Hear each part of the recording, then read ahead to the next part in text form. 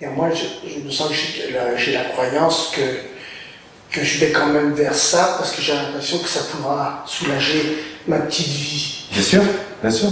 Et c'est comme ça qu'on a toujours fonctionné, en fait. Hein. C'est pas quelque chose qui est honteux, ni... c'est la façon dont cette vie est programmée, c'est-à-dire en permanence pour faire plus de plaisir et moins de douleur, en fait, d'une certaine manière. Et c'est là où j'utilise un peu un concept intermédiaire qui parle de la souffrance, en fait, qui dit que plaisir-douleur, ce sont deux pôles qui sont toujours là, en fait. Hein. C'est pas quelque chose qui peut être enlevé, mais il y a la partie optionnelle, c'est la partie souffrance, en fait. Hein. La partie souffrance qui est la personnification de la douleur, en fait, d'en faire ma douleur, mon histoire personnelle qui est douloureuse, etc., qui rajoute une amplification incroyable à cette douleur, et au plaisir d'ailleurs, parce que d'une certaine manière, Ramesh, donc mon guide à Bombay, parlait souvent de quelque chose qui était typiquement pas vraiment compris, mais quelque chose qui est comme la fierté, donc il parlait de pride, la fierté était aussi une information qui générait cette souffrance, d'une certaine manière. Parce que ça amène tous les effets secondaires autour de ça. Alors on dit, oh ben ça c'est positif dans ma vie, je suis fier de faire ci, de faire ça, etc. Mais c'est aussi générateur de souffrance qu'une honte, donc qui parlait de shame, guilt, il parlait de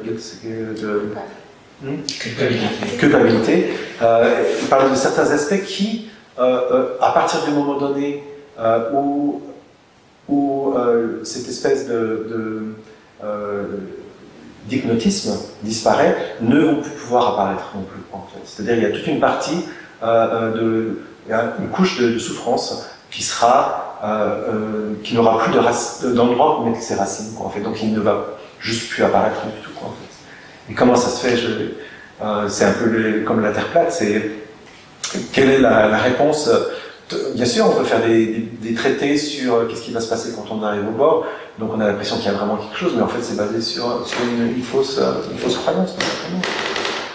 Donc pour revenir à ce que tu disais avant, donc que tout ce que tu as fait c'est pour toi, c'est exactement ça qui se passe, en fait, hein, c'est clairement. Et la petite ouverture qu'on a ici, qui est une possibilité, c'est juste une proposition, c'est qu'est-ce que serait une